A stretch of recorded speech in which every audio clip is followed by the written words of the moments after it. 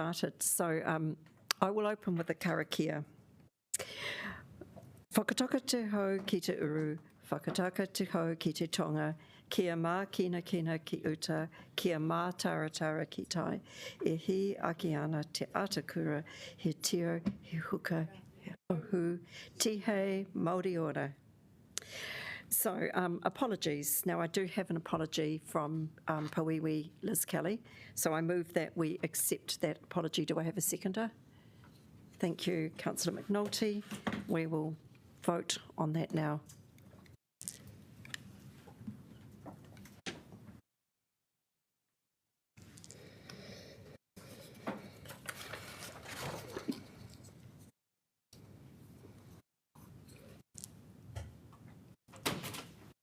And that has carried.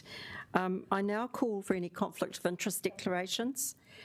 Do I have any conflicts of interest in relation to this matter? I don't see any conflicts that need to be noted, so we'll move on to confirmation of minutes.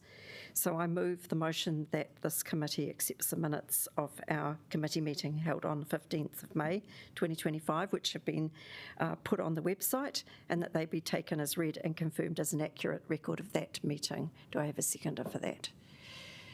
Thank you again, Councillor McNulty. We will now vote on that.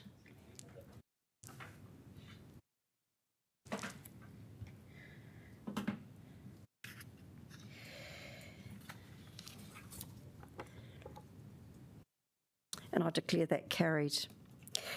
We don't have any items on the agenda and no public participation because this is a special hearing. So I'm just going to quickly go over the process that we're going to be going through today, because it's quite important that we ask questions at the right time and that we carry the process out in a very orderly manner. And I just do remind people that this will be an emotional topic and that we just need to be very, very respectful and as fair as we can be. So the process for today is going to be that firstly our public health team will be invited to speak. They will speak, and then we will have the chance to ask them questions. And it's important that we ask them questions at this point in the process. Then we have a chance for the dog's owners who are objecting to this classification to speak. And they will speak, and then after that the committee has an opportunity to ask them questions. We will then have a closing statement from our public health team where they will respond to any matters that have been, they can put their case again, they can respond to anything that's been said. And we don't have the opportunity to ask questions. And then we will have a closing statement from the dog's owners, and they will speak and respond to what's been said. And again, we don't have the opportunity at that point to ask questions. We will then do our deliberations in a closed hearing, a closed process. We will go down to level 8 where we have a chance to discuss it. That will be minuted and the minutes will be available, publicly available. We will make a decision at that point, and then we will come up and finish the formal process of this meeting in which our decision will be voted on and made formal. The people who are in the gallery at the moment are welcome to stay, but of course we don't know how long we might be deliberating for, but there's no other reason. Nobody else is using the room, so if you wish you can stay, and we will return up here to make the final, do the final process of the meeting. So I hope that's all clear to all of us. So we'll begin. So I'd now like to invite up to the table our public health team.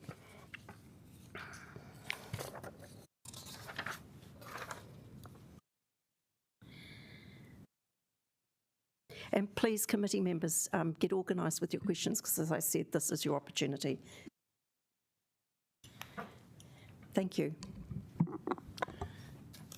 Thank you, Chair.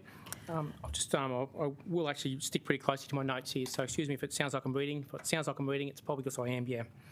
So this hearing relates to an objection to a menacing classification placed on the dog Buffy. The objection to classification is from the dog's owner, Mrs. Joanne Bosanoff. The menacing classification relates to an incident between Mrs. Bosanoff's dog, Buffy, and Emma Dobson, the alleged victim of the attack. Miss Dobson reported the attack to Wellington City Council, and the matter was investigated by Animal Control Officer Steph Simon. The attack was assessed by way of an attack rating matrix, and as a result, a menacing classification was placed on the dog Buffy. This classification means that the owner must not allow the dog to be at large or in any public place or private way without being muzzled. Mr. Bosanoff, who was the person walking the dog at the time of the attack, was also issued with an infringement for failing to control the dog. This case will be presented by Kate Baumgren, Council's team leader for animals. Thank you. Good afternoon. I will also be reading off a bit of paper. So good afternoon. My name is Kate Baumgren and I'm the team leader of animals and the public health team. Prior to my current role, I was the animal liaison officer for 5 years in council, and prior to that, I was the animal control officer for 9 years. I will be calling 2 witnesses today, Animal Control Officer Steph Simon and Emma Dobson, the victim of the attack. Assisting me to my right is Helen Jones, the Public Health Manager. I'd like to draw to your attention a couple of matters raised in the witness statements provided by Mr. Bosanoff. The statement from Nikki Cryer, page 43, states, Buffy spends regular time at the school field playing. I have also taken Buffy for a ball throw on the field. I'd like to bring it to your attention that there is a sign on the school stating that dogs must be on lead and the school field is not a dog exercise area. I have concerns that Buffy appears to be allowed to play on the field off lead unmuzzled. There is a risk that she could bite one of the school children playing on the field. Finally, I'd like to point out that there are 2 witnesses in this incident. There's Emma Dobson and Elia Bosanoff. All the statements provided by Mrs. Bosanoff relate to Mr. Bosanoff's version of events. We have clear evidence that Emma has been bitten by Buffy. Do you have any questions? Yes, I do. So I read through the notes, and am I correct in thinking that the menacing classification was first of all approved by one of the team and then peer reviewed, Yes. and then again on a third so that was 2 people, and a third person actually signed off as team leader? Might have been you, maybe. Yeah, so the attack was investigated by one of our dog control officers, and that was peer reviewed by the senior officer there at the time. The classification was put in place, and the dog owners have 14 days to object if they wanted to object to the classification. So they've objected within the 14 days, which has come to me. I've looked at all the evidence and I've not overturned the menacing classification, and from there the process goes to a hearing. So at the current time, 3 of our staff have either imposed this classification or upheld it. Yes. Yeah. Okay, thank you. I also have another one. I might as well ask all mine at once. The private versus public way question. So I think the owners have said that this happened on their land. But does it matter? Is the situation in which the dog bite occurred one that the dog should have been under control and should not have bitten? Whether it's on public or private land, there's the same investigation that our dog control officers do. The fact is that Buffy has bitten somebody. The dog should have, under the Dog Control Act, if it's on private land, the dog should be under control. But if it's on public land, the dog should have been on lead and under control. So the fact that an infringement was issued for not being on lead meant? No, it was for failure to control. Oh, failure to control. Okay. Yeah. Thank you. Those are my questions. Right. Councillor Chung. Thanks very much. I have 2 questions. First question was, when it was signed off by a senior dog control officer, did that officer actually view the dog, or did they just look at the notes to assess whether due process or correct process was followed? So it's based on the facts that the dog has bitten the complainant, we don't go and assess the dog. It doesn't matter if the dog's friendly to people, most dogs are. It's got nothing to do with the dog itself, just the fact that there's clear evidence this dog has bitten someone. So that's the main evidence we're looking at. Mm-hmm. Great, thank you. Second question is there any relevance in the fact that it was on private land, and would the dog have thought perhaps that it was guarding that land, or does that take into consideration? Yep, if that dog's walked off lead down to the school fields off lead, it could class that as its territory. And yeah. Great, Yep. Okay, thank you. Councillor McNulty. Thank you. I just want to confirm, if the dog's menacing classification is upheld, that's permanent and there's never opportunities for the owner to challenge that again? Yes, that's correct. Is that, forgive me, as I've always had cats rather than dogs. So is that been sort of based on, we see behaviours in dogs, it's a professional opinion that if they demonstrate this behaviour early on in life, that it will persist? We don't see dogs generally improve over lifetime or behaviours change? I mean, that's the Dog Control Act, so there's nothing in the Dog Control Act that says they can come back after 5 years and reassess it. Yeah, it's the Dog Control Act, and that's it sort of. So dealing with the law. I guess there's really two distinctly versions of events is what's coming through when I was reading the evidence. I mean, what are sort of the key facts that you'd say all the parties agree to? Not many. Thank you. There's two different versions. Thank you. Are there any more questions? Thank you, Councillor Calvert. Yeah, my question's just around the assessment matrix. That matrix, you say it's not prescriptive. Is that our own matrix, or is that a generic one from across national one? It is the dog control throughout New Zealand.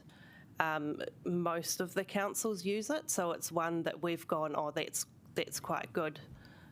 We'll look at sort of taking on that matrix. So it's not a Dog Control Act, you have to use this matrix. It's one that we've kind of put in place so all of our outcomes are quite even, rather than if it's a different officer goes, I think this way, whereas another officer might think the other way. The matrix is a good way to narrow it down. So it came within you said the middle of the score range, and indicates an option of warning notice, menacing classification, or infringement. So what made you go for menacing as opposed to a warning or an infringement? Because or did you go but?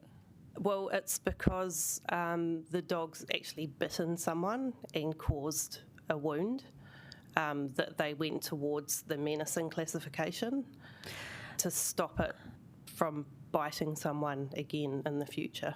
So where does the menacing classification come in terms of the matrix?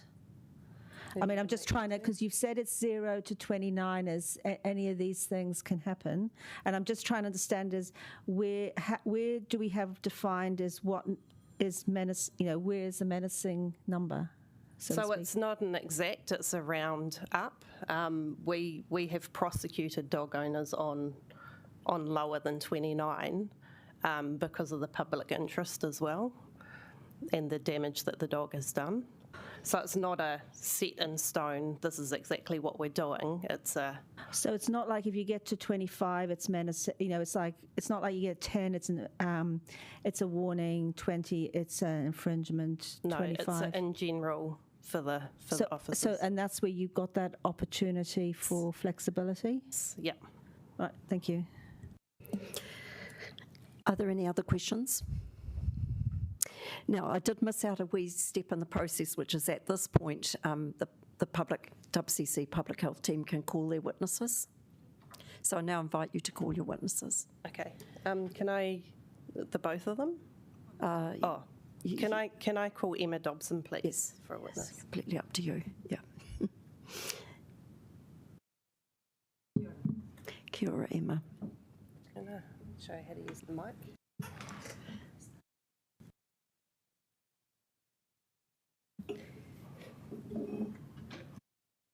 Emma, can you describe what happened on the 22nd of December? Certainly. My name is Emma Dobson. I live in Seatoun. I am 61 years old and I have never, ever been bitten by a dog. I have house-sat dogs. I have friends with dogs. I absolutely, really, really love dogs and have no issues around them. On the 22nd of December, I was going for a walk in the morning and then coming back up into where I've lived for the last 5 years in Seatoun in Dorset Cove. I was walking up the road beside the school, up the middle of the road because it was quiet. Peter was on the left-hand side about to go into the school gates. He called out to his dog Buffy, and Buffy came from the bushes ahead of me. Rather than running across to Peter, he ran straight to me barking, ran around me and bit me. I said to Peter, "Hey, your dog has just bitten me." He went, oh yeah, I'm sorry, but this is a private road. I could not believe the response. If this was the first time your dog had bitten somebody, you would have said, "I am so sorry, my dog has never done this before." I just said, "But I know this is a private road. I've lived here for 5 years, so I know the residents well." Then he started to get aggressive with me, and he said, "You must have done something to the dog." I did nothing. I did not engage with Peter. He didn't even know who I was. I know everyone in the area. I say hello to him, most of the neighbours. He has never once acknowledged me, which is cool, that's fine. But his dog ran to me and bit me. So he then said, because he was trying to, I believe, intimidate and put me in a position where I backed down, to say, "You must have done something." I didn't. Because he was showing no interest in me, no care, no concern, because it was bruised, it had drawn blood. He didn't ask me where I lived. Did I need help? Did I need anything? What he wanted to do was get away from me. He was good. Then he had come over, got the dog, put the dog on the lead, and he was then wanting to go into the school grounds. As I said, this was the 22nd of December. There were children playing in the school grounds. I didn't think that was fair or appropriate, that should have been where he went. So that was when I did raise my voice, very deliberately, to stop him going in there where there were parents with their children with a dog that had just bitten me. So I started yelling. In terms of my language was refrained, it was loud. I did use the word bloody dog. It was the only time in terms of, because I was trying to get an outcome. When he realised that I was not going to, he was not going to be able to go into the school grounds because people were looking over at us, he then took the dog, walked back down out of Dorset Cove to where most people take their dog. Now, during COVID, people did start using the school grounds more as a dog park, because, it was where people could sort of meet outside. But since COVID is over, that has now gone back to being a school grounds, and very few people from the neighbourhood of people who actually live in Dorset Cove use that as a dog park. And indeed, the neighbours, all the neighbours that I know, with the exception of Peter, who has a dog, do not take it into the school grounds. Peter is, from what I believe, and there may be one other, if there is, I apologise, actually still believes that he can go and use that as a dog park where there is a beach and bits of the beach that aren't used. When I went home, because I was flying to Christchurch for Christmas, I was really concerned. I was so concerned with the approach and the lack of concern or kindness or anything that I reached out to the council, and the council responded really quickly. I asked them what the approach was, and I was made contact with Steph, and she went out there.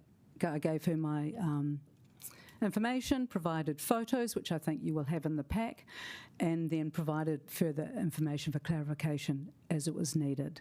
When I went to Christchurch, I was advised by my nephew, who's a doctor, that I needed to go and get a tetanus shot and antibiotics. I went the next day and received that because the doctor absolutely said that it needed attending to.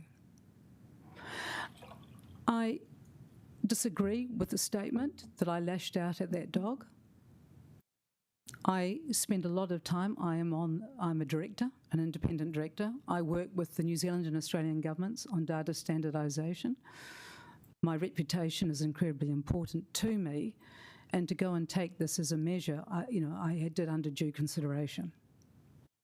Because if I went out there and was just making up a story, or as is claimed in the other statement that I am manic, basically unhinged, that I go out and lash out, that is so not true.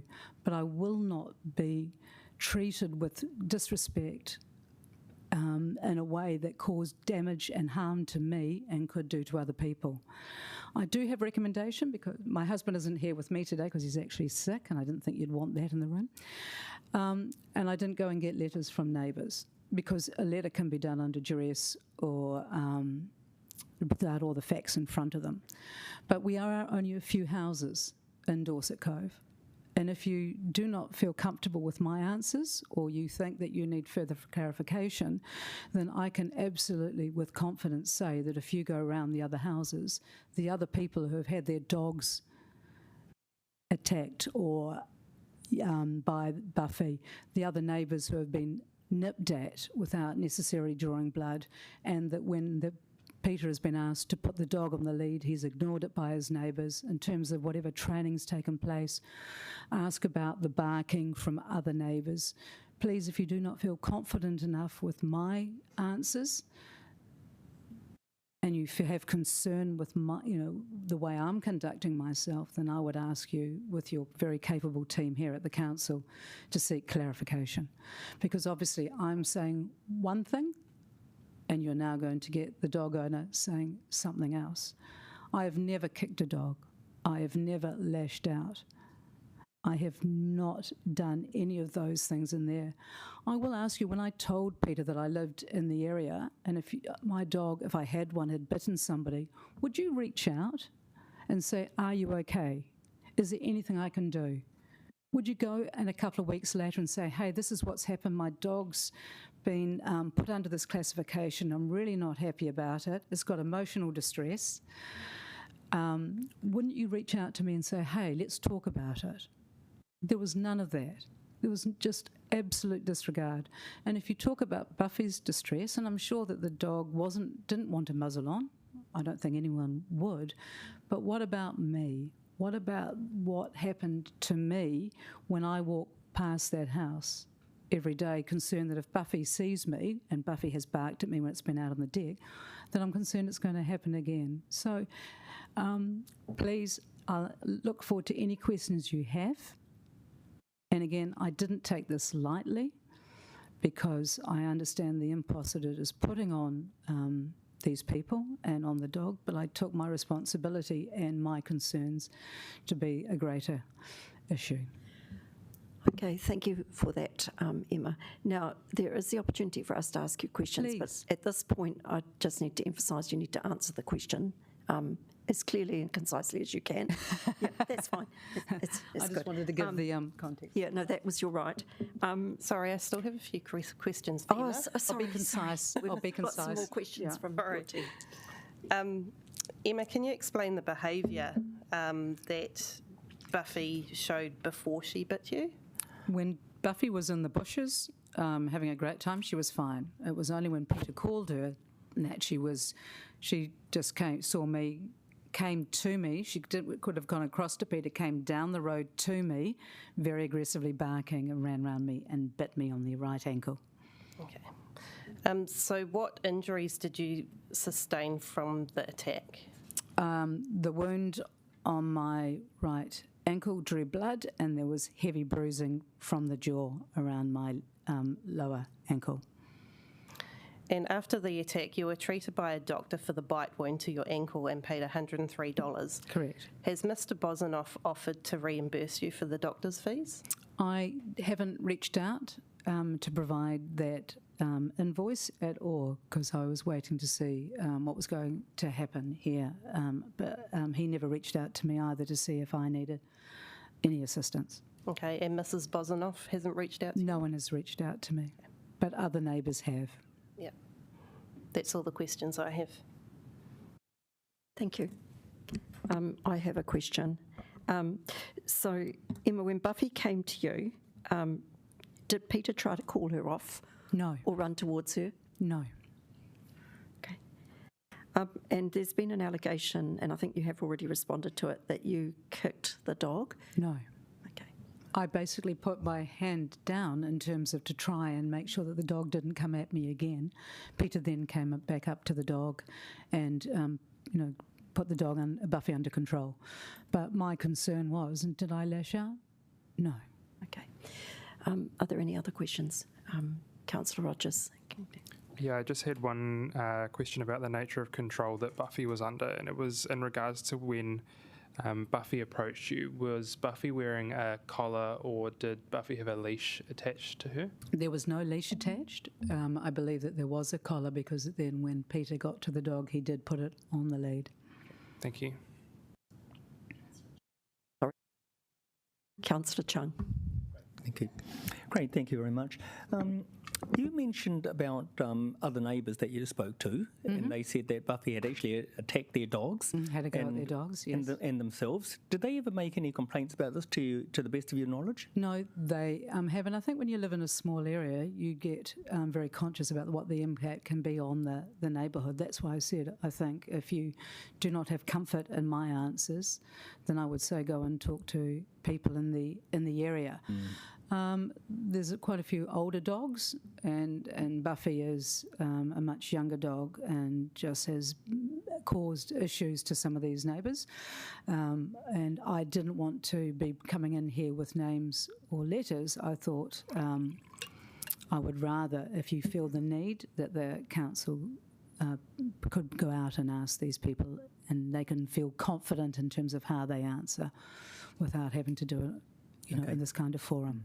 Thank you. And to your knowledge, have the council officers actually spoken to them? Or maybe this is more of a question for you. Sorry, spoken to who? No, we just deal with the complaint at hand. We don't go asking for more complaints. Councillor Abdurrahman. I just want to apologize first for my question, but I really need to get too deep into it so I can understand. Totally. So please don't be offended when I ask No, you some I'm of not. those things. So when did you reach out to council? The incident happened on the 22nd. Yes. When did you reach out to the council? On the 22nd, because I was going away, and I reached out to ask for their advice on what I should do, and that was when council made contact with me again. And when did you go to see the doctors? The next morning, because I was flying out that afternoon, I went to and waited at a clinic the next morning. Okay. Is there any other cases outside of here, either legal or mediatory, that's currently happening between you and the owner of the dog? No, there is nothing.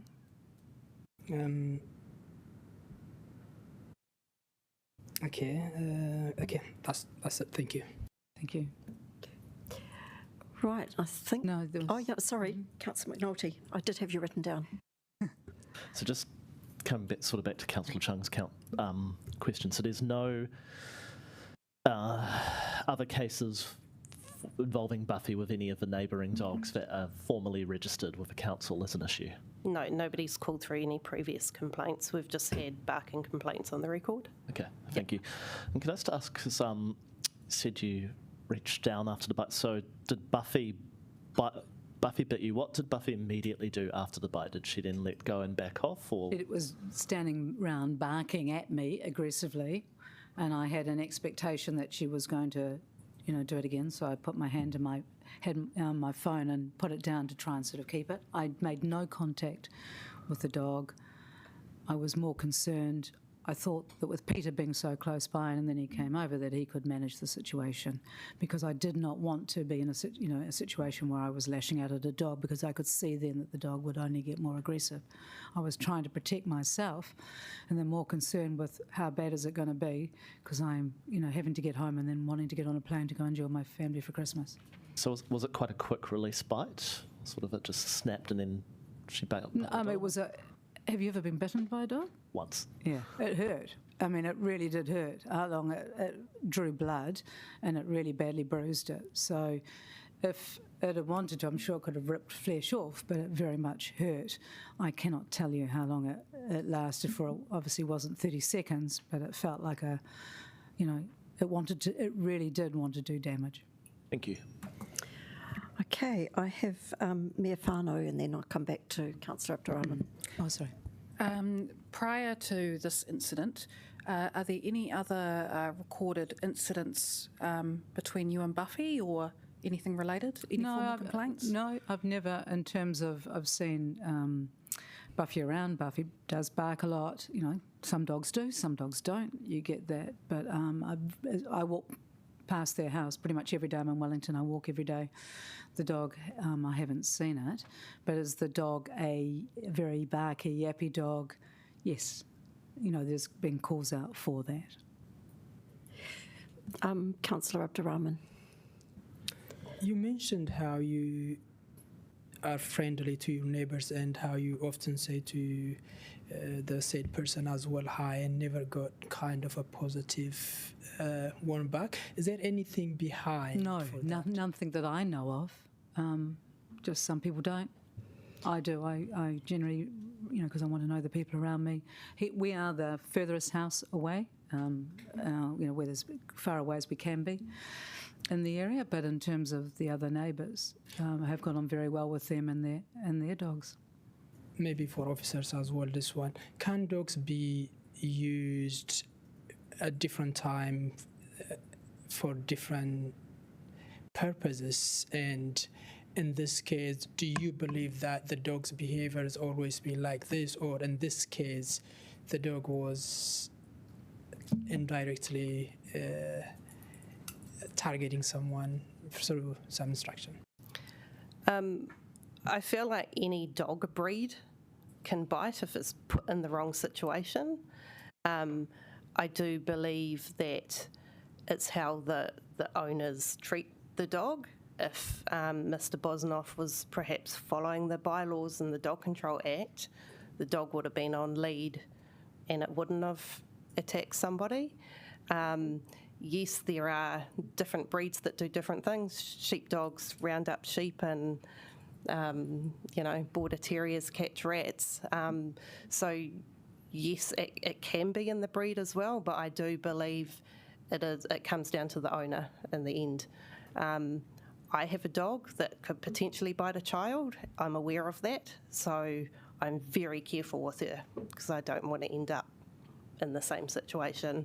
And it's a cute little fluffy thing too, so it's not, you know, a big Labrador or something like that. The other neighbourhoods in the area keep their dogs on lead when they're walking in and out of Dorset Cove. Okay, I think I had, that might be everybody actually, because you've had your second, oh, we've got one more from Councillor Rogers. Apologies, mine isn't for the witness, but just for our public health team, if that's okay. Yeah, I think that's okay. Yeah, mine sounds like a silly question, but in terms of filing the attack rating report, what is the definition around causing injury? And how do we apply that? Contact with the dog's mouth. Okay. Yeah. Thank you. Can I ask a question about the barking? Was the barking a feature in the decision? I mean, I do see some reports from various neighbours about the barking. Or was it this decision was made independently of that? I think it was independently. That's not in the matrix. It's a completely different, dogs barking is a completely different thing. Okay. Yeah. Thank you. Do we have any other questions? Now, do you have one more witness? Thank you. I'd like to call in Steph Simon, please, as a witness.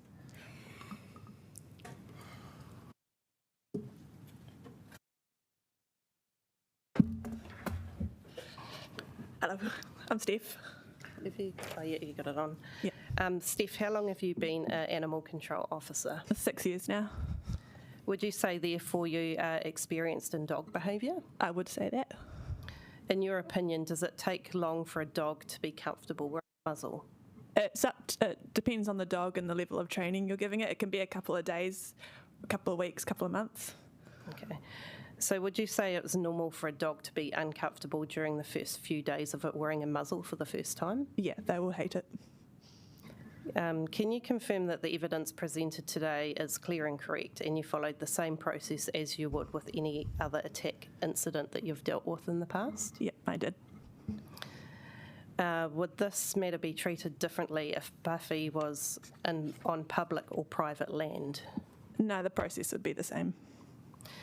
In Joe Bosanoff's original objection letter, did she explain what she's going to do to remove the risk of Buffy from biting a member of public if the menacing objection was overturned? No, it was more that just the dog was uncomfortable with the muzzle, and that was the main reason for the objection. Thank you. I don't have any other questions, if you guys... Okay, do we have any questions from the committee? Councillor Calvert. Yeah, I'm just going back to the matrix. So, in your assessment, what makes you go from sort of a warning infringement to a menacing dog, or is that not part of your role? Is that part of somebody else's role? Just interested to understand is how do you, because it's such a broad range, it's from 0 to 29 basically, you've got options between 3, just how you determine what aspect is appropriate in the case. So the fact that the dog has injured someone, definitely that means the dog should be menacing because it has injured someone. Had the dog just rushed up, barked aggressively, not injured, then maybe it would be it may have been the infringement or a warning, but because the dog's made contact and injured someone, I've gone for the menacing. I was just curious because when I looked at the the matrix, if a dog attacked another dog and it could be quite significant, it's still a lot less than attacking a human. Is that do you find that you use the matrix in that way? It was just the numbering of the points being awarded. We've noticed that too. They class another dog being injured lower than a person, but I guess that's just the way the matrix is. Yeah. Okay. Yeah. Okay. And no, that's all right. Thank you very much. Yeah. I just had a quick question. I think the papers mentioned it's quite a low threshold for a dog to be classified as menacing. The words are it may pose a threat in the future. Can you elaborate on that at all? For this particular case? Yeah. The fact that Peter lost control of the dog means that there is a chance it could happen again if there's the lack of control there. He wasn't able to recall the dog straight back to him.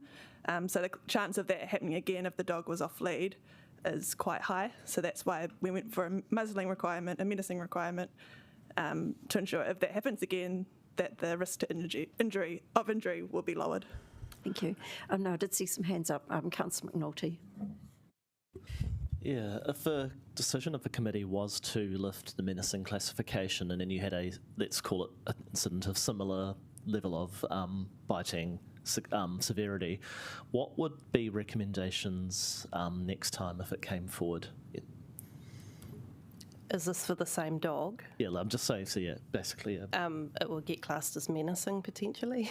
Yeah, so they wouldn't, I suppose, a dismissal here doesn't create like a sort of black mark in a record where things may then escalate if there were future incidents as well. No, but if there was a future incident, it could be worse damage than this one. So that's why they've put the classification in place to make sure that it won't happen again. Yeah, I understand. Thank you. Other questions? Councillor Chung? Sorry, I guess that I'm partly asking the same question, is that when a dog is menacing or bites another dog, and when a dog bites a human, do you think that there's a chance of, in your experience, of the dog, if it bites another dog, it also stands the same chance of biting a human? Depends on what circumstances it's in. Like a dog can be just aggressive to other dogs. Like there are breeds that don't get on with other dogs but love humans. It's quite hard to answer that because some dogs will take another dog but be perfectly fine with humans. Some are fine with humans. Yeah, so it's Great, thank you. Okay. I think that's it from the committee. Thank you very much.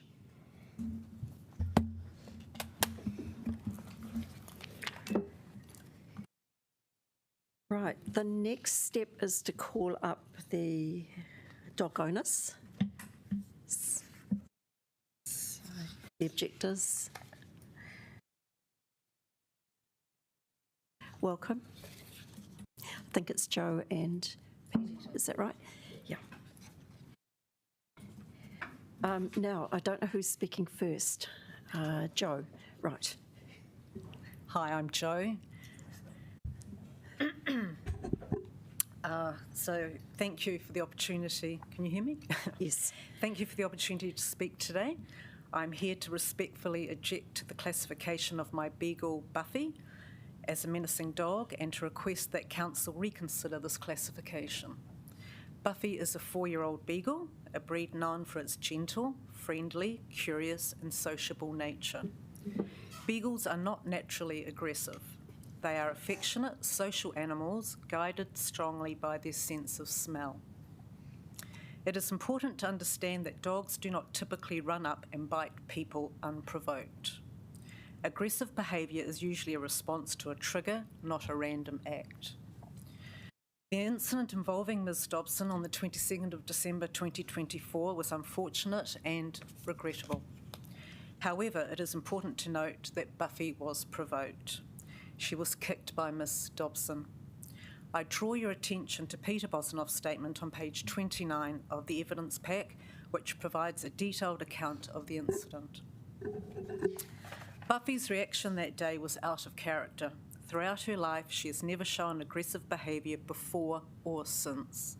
For 27 years, up until September 2024, Peter and I ran a mortgage broking business in Wellington.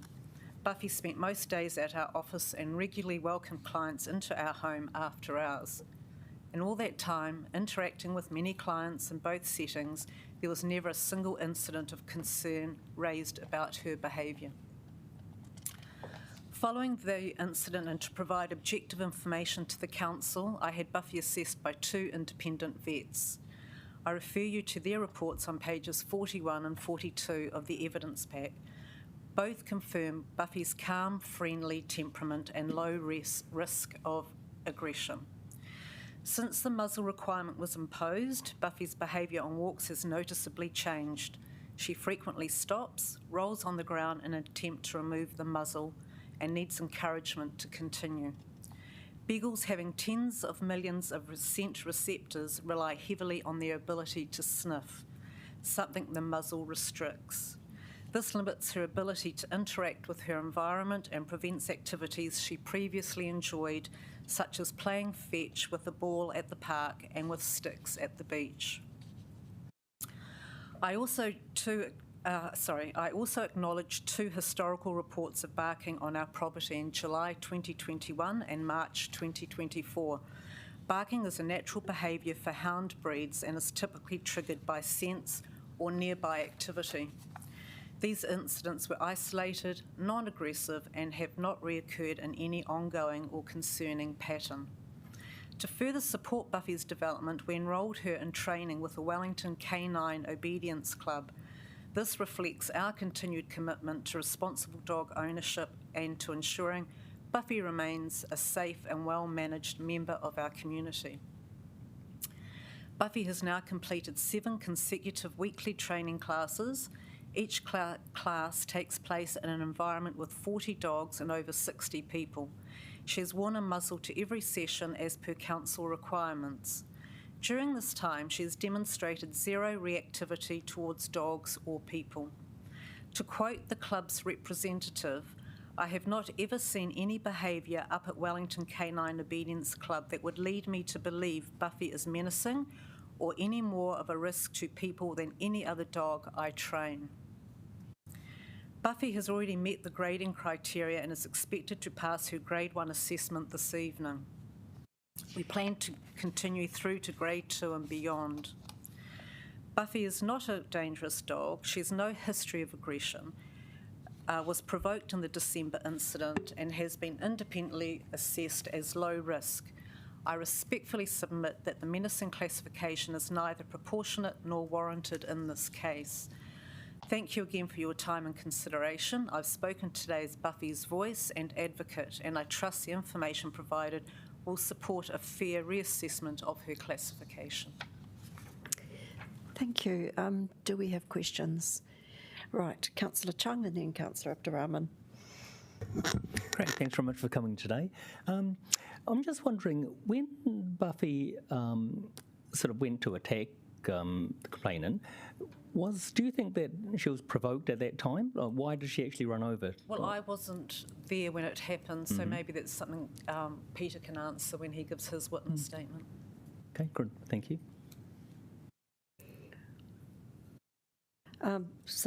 Councillor Abdurrahman and then Councillor Rogers.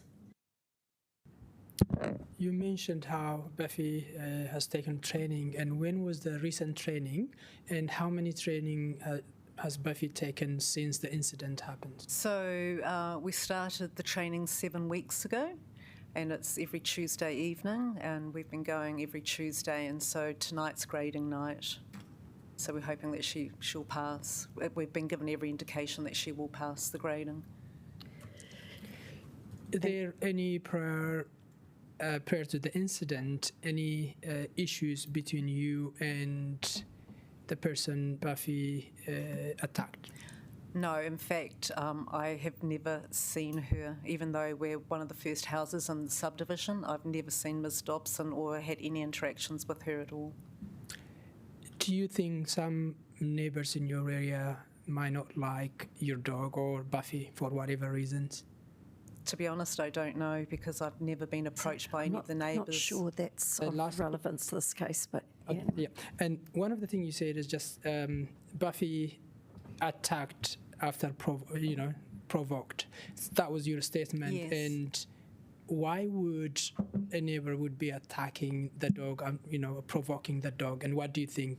Why would that? Well, I wasn't a witness to the incident, but what my understanding is, like, Buffy's a very friendly dog and loves to run up to people for pats. It's what she does. And my understanding is that when Buffy approached her, Ms. Dobson provoked Buffy by kicking her, and I guess that's why she potentially bit her. I have a question.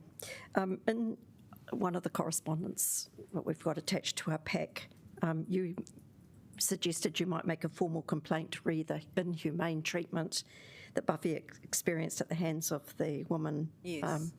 What would you mean by inhumane? Well, if someone came up to me and kicked me, I would probably lay some kind of complaint, and I don't particularly like the way my dog was kicked. I don't think that's a very nice thing to do.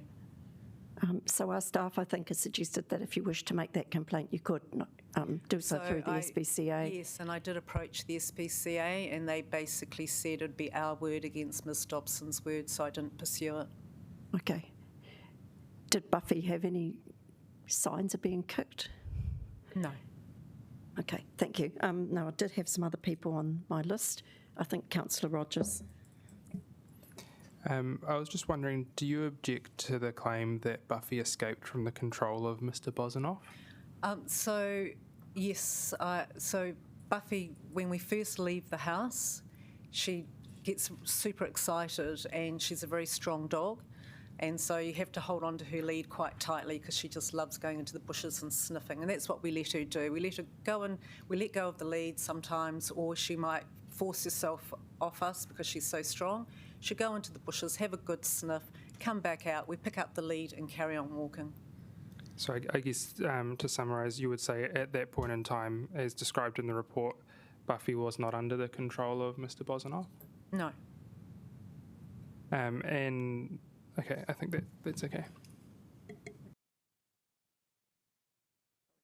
Naughty. Yeah, for menacing classification was lifted, you've talked about Buffy's going into training, but what other behaviour changes would you undertake? Well, we'll carry on with the training, and we'll just take every opportunity to ensure that when we are out in public that she is well controlled, which is why we're doing the obedience training and why we will carry it on. Councillor Chung, or was that? Yeah. Great, thanks. I just have another question regarding your mentioning about the SPCA. Yes. When did you actually approach the SPCA, and what part do they actually play in this? Okay, so after my objection was rejected by council, and they suggested that I approach the SPCA, which I did. So that was probably end of January, maybe. And I told them the events as we saw them, and they said basically that it would be our word against Ms Dobson's and it wouldn't be worth carrying it forward. Can I just check that I heard you correctly? So you said Buffy gets excited and you actually can't hold on to her. She's very strong and you can't actually hold on to her. Sometimes, yeah, not always, but she's a strong dog. And she just loves sniffing, that she gets very excited when we leave the house. But to the point where you can't actually hold on to her? Well, I can. Most times I can. But, you know, if I'm not holding the lead particularly well, she might get away from me. Has that happened? Once or twice, yeah. Okay. Are there any other questions? Councillor? Just on the matrix, there's dog being classified as menacing, or there's infringement or a warning notice. Have you had either an infringement or warning notice? We've had the infringement, which we paid, yeah. So the infringement was in relation to this attack? Correct. Okay, thank you. And if, just in terms of Ms Dobson's injuries, in terms of the cost that she incurred through the attack, has any requests been made to you to? No, and in fact, we didn't even that? know that she sought medical attention until we received the evidence pack where it showed the receipt and that she received medical attention in Christchurch. Okay, thank you. Now, I think I'll just check the process here. I think we're still to hear from Mr Bosnoff, is that right? And we can ask further questions of him. Yeah.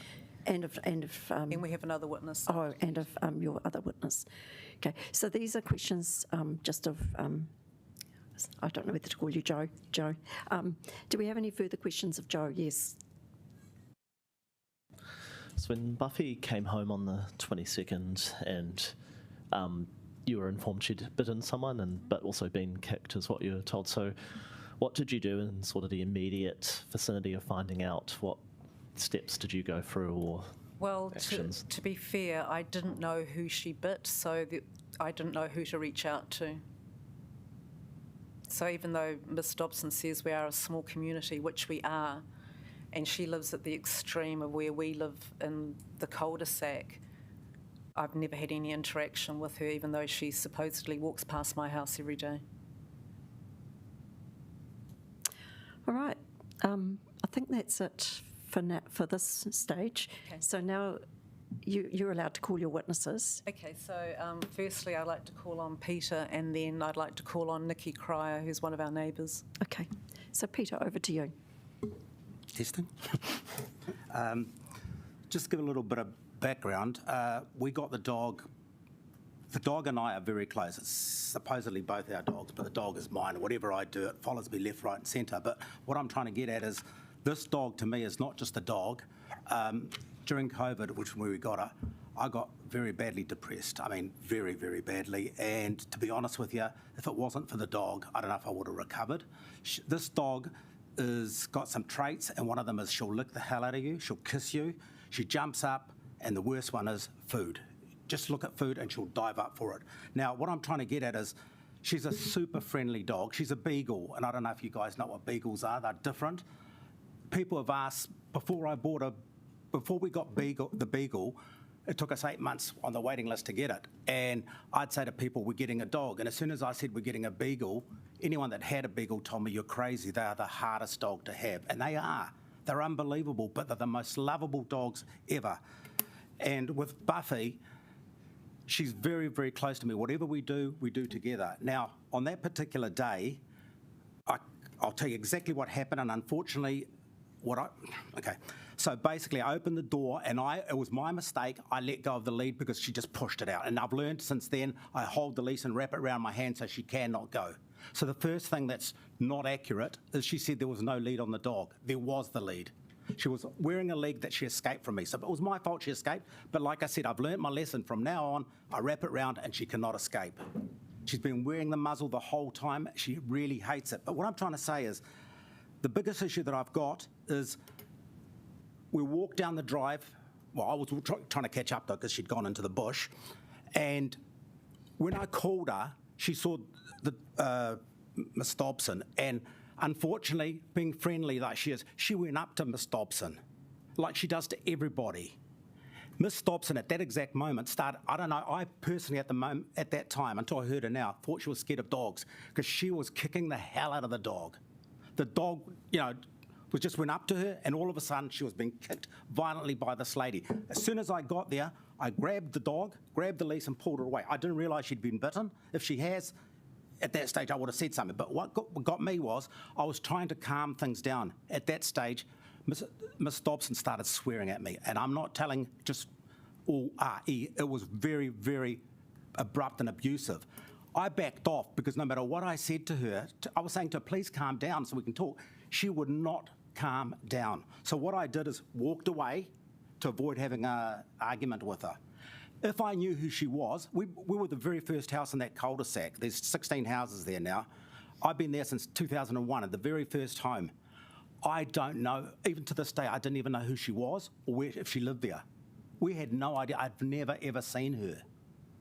If I knew who she was, I would have gone and apologised, obviously. But the reason I didn't go and apologise was she was abusing the hell out of me. And I just thought to myself, I can't, so I left it at that, and then all of a sudden we get this court thing. Now, with Buffy, what I'm trying to say is she's a lovable dog. Honestly, if she came up to here, she'd be coming up to you, licking you left, right and centre. But all I'm asking is, please take the muzzle off. I'm happy to make sure she's got to always be in the lead. That's not a problem. She won't attack anybody because I'll make sure she's holding it. But that muzzle is affecting her life. She gave me a lot of kindness when I was down in the doldrums. I want to return that favour. I take her for walks, and I cannot take her on any grass area anymore because the minute I go to the grass area, she's down like this trying to get the muzzle off.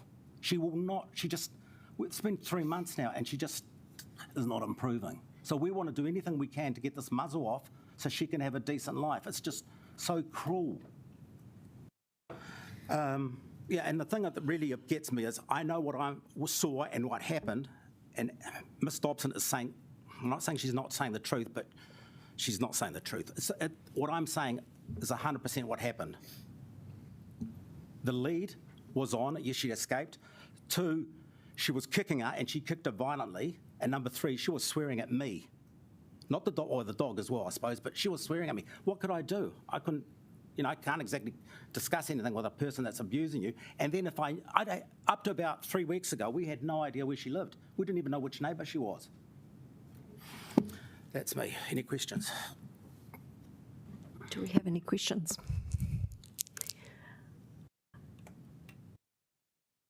I probably have one. Did it occur to you to run to try and stop what was happening? I ran immediately. Look, when my dog, can I just, like this, when she was going like this to the dog, I immediately ran up there. I didn't want my dog hurt, but I didn't want her hurt. I'm a human being. I ran straight up. The minute it happened, I ran to the dog, pulled her off, and that's when the abuse started. So you pulled her rather than grabbed the leash? I grabbed the leash and pulled her away. She was wearing a lead. Okay. She said that she wasn't wearing a lead. I pulled her from the lead and took her away. Okay, right, we do have some other questions. So Councillor Chung, thank you for that. Councillor Chung. Great, thank you. You've already answered the question that I asked you before regarding why Buffy actually went over. But can I just ask, you've had, Buffy is 4 years old, so has Buffy been socialised? I know that a lot of COVID dogs, when people got them during the COVID period, they kept them inside a lot of the time, so they didn't socialise with other people and other dogs. So do you think that Buffy is socialised with other neighbours, other friends, other people? I can tell you for a fact, she goes once a week with a dog walking group. And the guy said he's never, ever had any problems. And then after all this event happened, I said to him, well, and I said, has there been any difference? He said, she's never attacked or done anything. She's super friendly. And the other thing is, Miss Dobson said that other neighbours don't actually go on the park. That park, a lot of people have been on it. And I don't actually go on the park as much. We use that park to cross over to go to the sea, is what we do. Now, a lot of people, and the neighbour that it's coming today, her and I go for a walk with the dogs. She's never had her dog on a lead in her life. I do have my, you know what I mean, when we're going through the thing. But Buffy's always on a lead, but I just don't understand. She's constantly going for once a week. We've got other dogs visiting us. And wherever we go, she's with us. So she knows how to socialise with people and dogs. Great, thank you. I think, yes, we've got some other questions. Councillor Abdurrahman and Councillor. It is really important. This is also about the community and what plan, now you know where this person lives, what plan do you have to heal the pain? And if this council decide, I'm not saying we're just going to go one way or another, but what plan do you have to heal the neighbor? Your neighbor is just hurt by the dog that you love, and you didn't know she hurt it previously, but now you know she also spent money to go to see a doctor. What plan do you have in place to heal the pain that the dog caused to your lovely neighbor? The fine was $200, which I don't mind. I paid it. The $103, I would reimburse her. That's not a big deal. My issue is it was my wife that did some, go through the internet to find out who Miss Dobson was. We had no idea. We knew she was one of our neighbours, but we had no idea which neighbour. There's 16 houses there. We've been there for 23 years. We're the very first house. I know all the neighbours, some of the new ones. She's obviously one of the new ones. I've never seen her before in my life. And to be really, really honest with you, every time someone goes by, I'll be saying to Joe, is that her? Is that her? Because I didn't know who it was. If I had known, I would have gone there the very next day and obviously apologised because she was hurt. I've got to apologise for that. And I would have liked a relationship or discussion with her. But the way she was abusing me, I backed off. I didn't want to go there and just be abused again. What my dog did wasn't correct. But then again, she reacted in a bad way. And I'm happy to reimburse her. That's the very least of my issues. All I'm saying to you guys is, please get this muzzle off so she can have a life again. That's all I ask. And I'll have her on a lead all the time. Okay, still got some questions. I think it's Councillor McNulty. Anyone else? I just wanted to clarify. So you're saying, Pete, in the hustle and bustle, you didn't notice that Buffy had bit? No. So when did you actually find out first time? Started when Miss Dobson started screaming, which, she'd been bitten, it's fair enough. Yep. So I went there immediately. I didn't just sit there and just let the dog attack. I'm not stupid. I would want no one hurt. I went there, took the dog off, tried to discuss and talk with her, and it just went way overboard. Yep. And I backed off. I couldn't do anything. Cool. No, thank you. Councillor Chung. Great, thanks very much, Peter. Do you have a yard or a backyard or an area in your own house where Buffy can actually go out and we do. spend time? And it's the grass there? Yeah, and it's been fenced in deliberately so she can't escape. Great, thank you. I've got a question. Mr. Bosnoff, when this attack happened, what did you do afterwards? Did you continue with your walk with Buffy? To really be sincere, I can't remember. I think we went home. I'm 90% sure. I tried to go for a walk and I don't think I could, and I went back home, but I can't remember what I did do or didn't do. All I was stressed out because the swearing was... But you did say that Buffy had been kicked violently by Did you have to give Buffy any first aid? I mean, what happened? No. But my view is Buffy went up to her, looked like she does every other time, and the lady started kicking her. So in defence, the dog attacked her. It was only defending itself. It wasn't attacking. She said the dog just went up to her and attacked her. That's not what happened. The dog did go up to her. The dog did lick her, or went to lick her. And then I actually thought I just realised now she's got a dog herself. I thought up to this day she's scared of dogs. That's why she was kicking her. Okay, I don't have any more questions. Does anyone else have any questions? No. Okay, your next witness.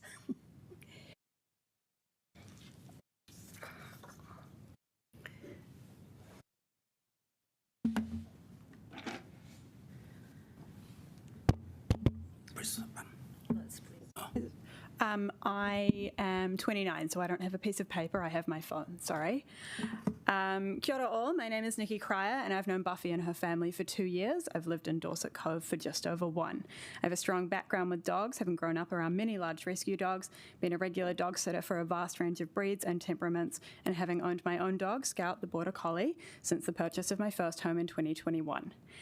I was not at this incident. I did not visually see what happened here. I'm here to be a witness to Buffy's temperament before and since the incident, so I cannot point blank say exactly what happened, just to be super clear. Buffy is a spirited, affectionate, loyal, obedient and loving girl. She's well loved in Dorset Cove, despite what you've heard earlier today. She spends a lot of time with myself and my partner. We live at number 88 Burnham Street. She spends a lot of time with the family and the kids that directly overlook the school field and the other houses that neighbour the school on the brink of the field. Her interactions with my dog Scout and the many dogs that I have dog sit have always been positive, and she's never shown any signs of aggression towards any of them. I regularly babysit and have friends to stay, and I've introduced at least 20 people to Buffy over the last 2 years and have not had a single issue. She's not growled, she's not lunged, she's not done anything other than sniff, lick and sit. Scout and I stop at Buffy's house on the way to our walks to see if she can play with him regularly. Whenever we go to their house, Buffy shares her toys with him, her water bowl, her treats, her comfy chair, and takes turns with everything patiently. I regularly walk with Buffy and her lovely parents, Peter and Joe, and my dog Scout, and at times I've walked Buffy completely alone, just me and her as well. I've seen Buffy interact with dozens of people, ranging from young children right through to older people in multiple environments, and I've never had an issue. I've never seen her hurt another dog or a person. I've never seen her jump at or bite a person or a dog in the time I've known her. Prior to the muzzling, Buffy spent regular time walking through the school field outside of school hours specifically, not during school hours, only outside of them, to get through to the beach, which is beyond the school. And 2 of the kids that live on our street would take her all the time as well, and those are kids under the age of 12. Scout and I walk through the field outside of school hours quite regularly, as do many other dogs. Just to be clear, we've met pugs, Italian greyhounds, golden retrievers, Labradors, and many doodly things who also use the school field outside of hours this way as well. I would be quite happy to take an infringement for the fact that I don't always have my dog on lead there. I understand. My dog is under control. He has near perfect recall, but I understand that that's not the way it's intended to be used. But just to make the point that Buffy is not the only dog that uses that school field that way. Dozens of dogs use the school field that way, always outside of hours though. Buffy is gentle, she's obedient, she doesn't cause any issues to any of the kids or adults who walk her. I can see the areas that they walk from my living room, and everyone always looks like they're quite happy. Prior to the muzzling, I took Buffy for many walks alone, leashed and off-leash at times, through the school field round to the beach, and she was always very easy to manage. She would pull only occasionally on the lead when she was happy and wanted to greet someone. She never tugged with any dangerous intent. She never approached anyone in a demeaning manner. I've taken her for a couple of walks alone since the muzzling order, and her demeanour has been entirely deflated and changed since then.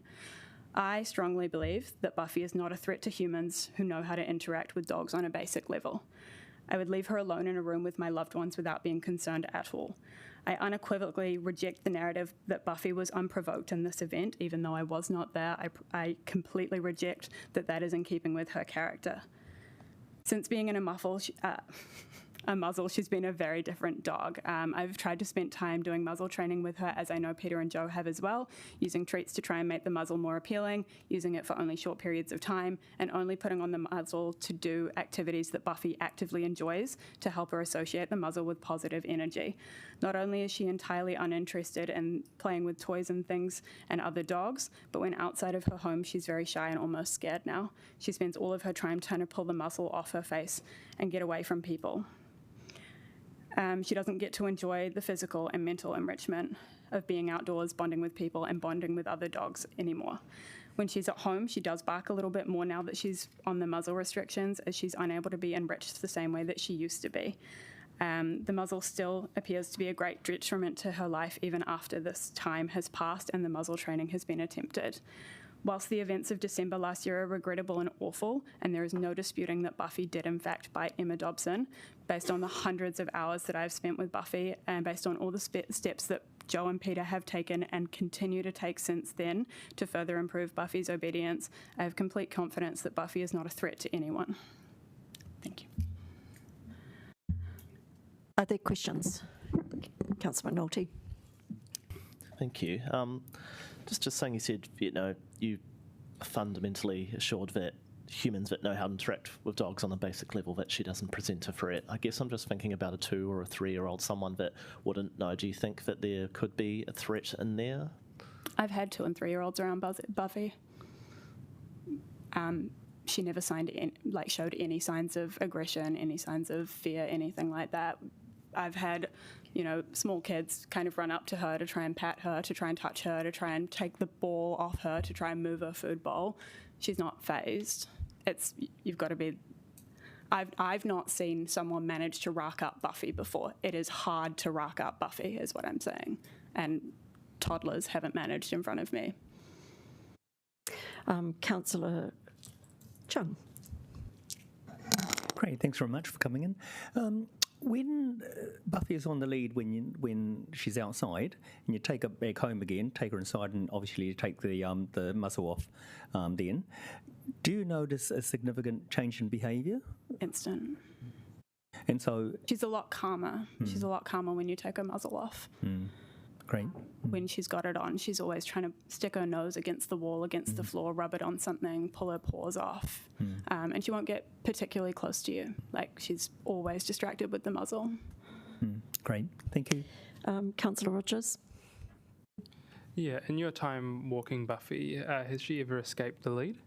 Not with me personally, but she's tried to go and greet people. She does sometimes make a really good tug to try and go and sniff someone and say hi to someone.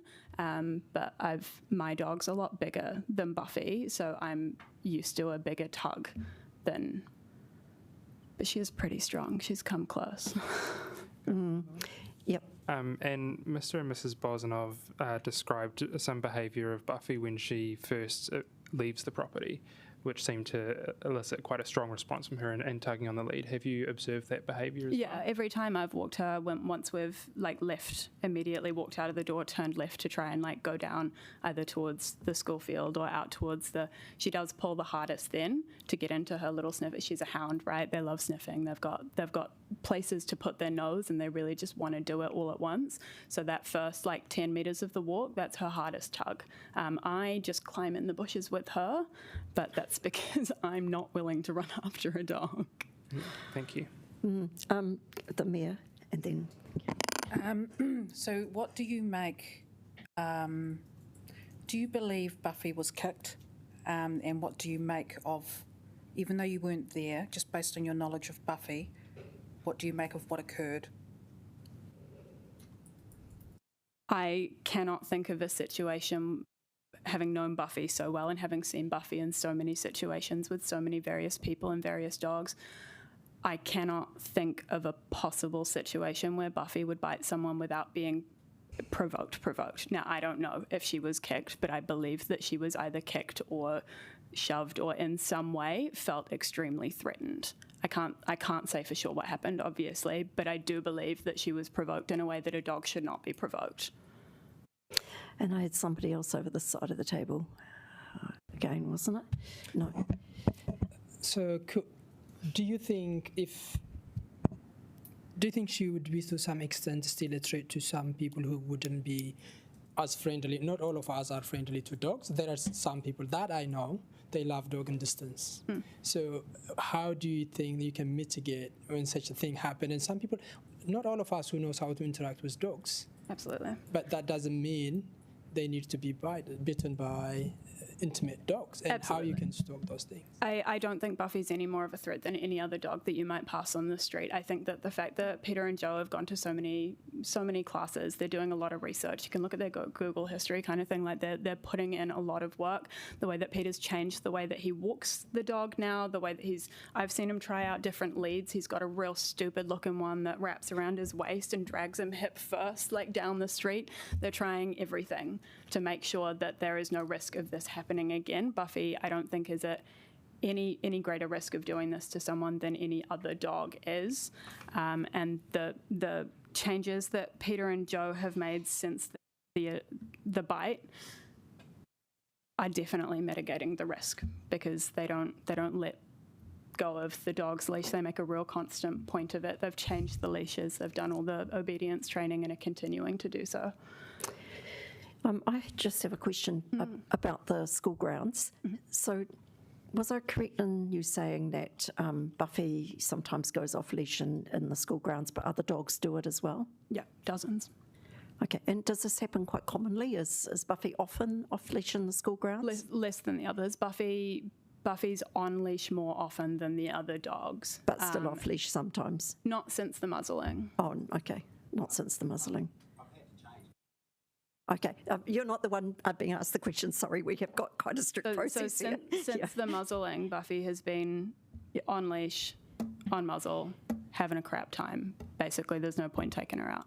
And I understand muzzling. I agree with muzzling dogs who are dangerous. I just firmly do not believe that Buffy is one of them. Okay, all right, thank you. But sorry, yes, dozens of dogs use outside of school areas, school hours strictly. There are many dogs that use the field off leash. Okay, cool, thank you. Do we have any other questions for Nikki? No, okay, thank you.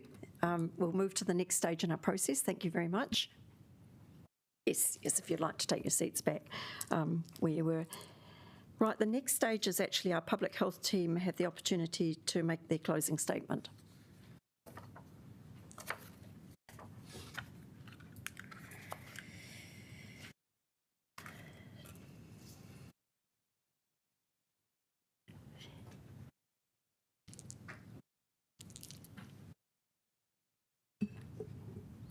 So, councillors, in this matter there are two different versions of events. It's up to you to decide which is the correct version. We're concerned that if this classification is rescinded, this means Buffy will no longer be required to wear a muzzle. The fact that the dog is uncomfortable wearing a muzzle is not a good reason to rescind the classification. Without a muzzle, we believe there is a risk that the dog may bite again. There seems to be a focus on the emotional harm of the dog Buffy, with no weight paid to the fact that Buffy may bite somebody else again. The decision to issue the menacing classification has been made by officers who are very experienced in dog behaviour. Now, the fact that the dog has had training doesn't assuage our fears that Buffy will not bite again. It should be noted that the training and the assessment of Buffy at the training school is in a controlled environment. Mr. Bosnoff says the dog was kicked. If the dog was kicked, how could that dog have continued on with a walk after the event? And Kate would just like to make a few further comments in relation to our own experience as an experienced animal behaviour person. I just wanted to bring to your attention Mr. Bosnoff's statement and how they talk about beagles being kind, gentle dogs. My father actually used to breed beagles, and we own 25 of them. He hunted them. Yes, some of them did show aggression towards people as well. So any dog, no matter what breed it is, can show aggression towards humans, but making a point, I was born and bred with 25 of them, so I do know the behaviour they display. The fact that Helen obviously covered that there were no injuries after Buffy being kicked. If that was my dog, I'd be straight down to the vet. I'd be gathering evidence, I'd be contacting the SPCA, and that's why I told Miss Bosnoff to follow that process for the dog's welfare. Obviously, there's lots of walks off lead in the school grounds where dogs shouldn't be on lead. And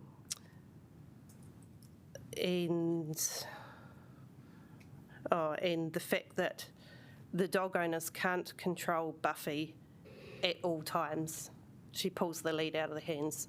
She's too strong. You know, if we overturn the menacing classification and somebody's kid that is not half as strong as an adult tried to take her for a walk and she pulled the lead out of their hand. Yep, and that's all I have. And finally, the fact of the matter is that Mr. Bosnoff failed to keep Buffy on a lead and under control, and Mrs. Dobson suffered a painful bite. We have no assurances, or we do not believe that there is absolute 100% that this won't happen again. That's our case. Thank you. Thank you. I now invite Mr. and Mrs. Bosnoff to give their closing statement. Oh, I think it's just Joe Bosnoff. But you can bring a support person.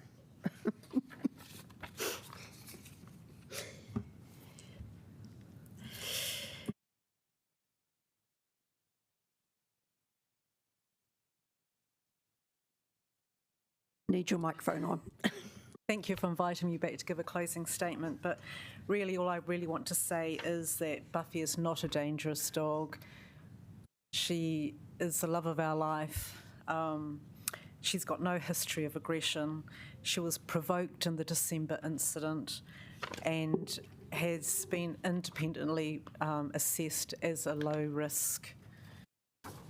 So again, I just want to respectfully submit that the medicine classification is neither proportionate nor warranted in this case. So I just want you to take into consideration that it was a one-off event. We're taking steps to ensure that we're doing the right thing so that something like this never happens again. We will continue on with the obedience training, and we just do our best. All right, thank you. Right, it's for us now to go down to level 8 where we will deliberate. And so we're having an adjournment to the proceedings.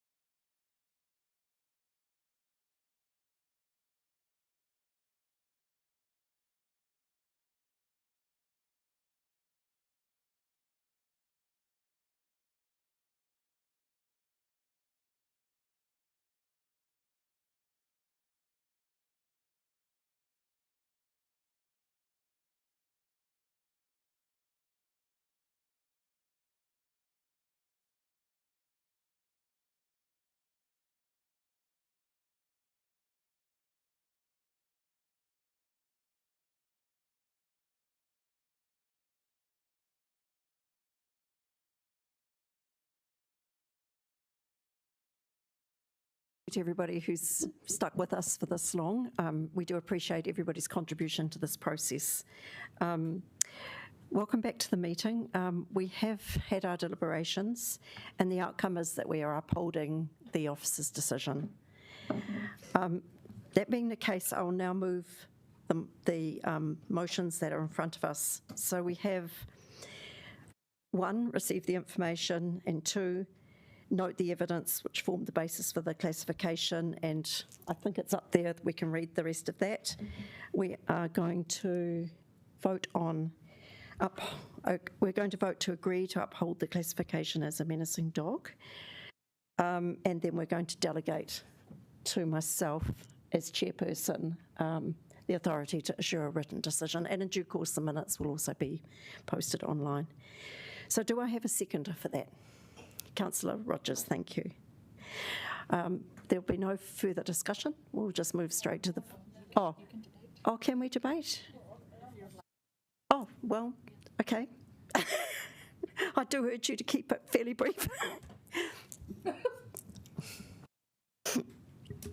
I'm exercising my entitlement to debate and to share my views. I don't support upholding the classification as a menacing dog. I don't. We've heard the evidence. I know there's been some conflicting information, but for me, it was really came down to the process of classification of a menacing dog and to the council's matrix, which is.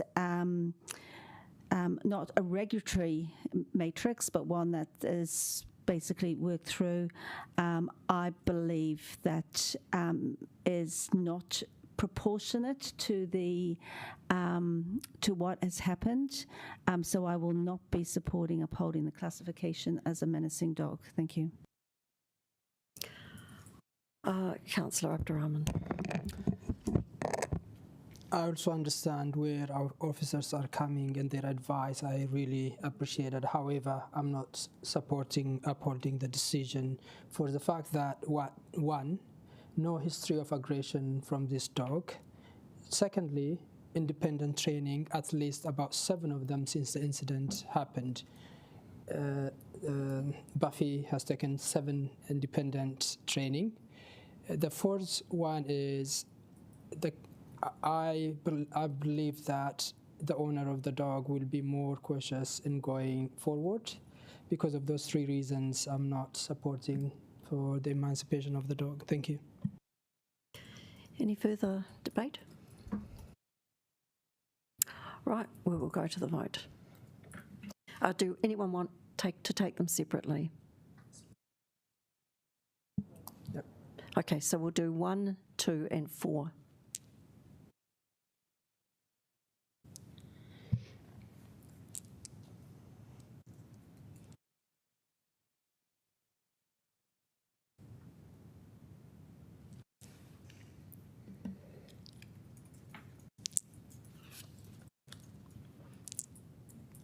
That has carried, and we'll do number 3.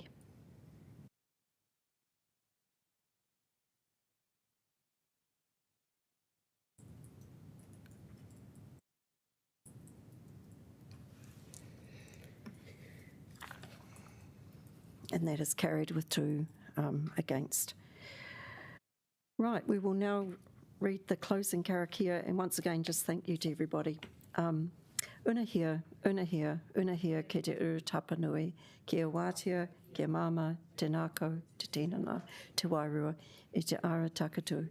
Koe rā I rongo, whakairia ake ki ronga, kia wātia, aia rā, kua wātia.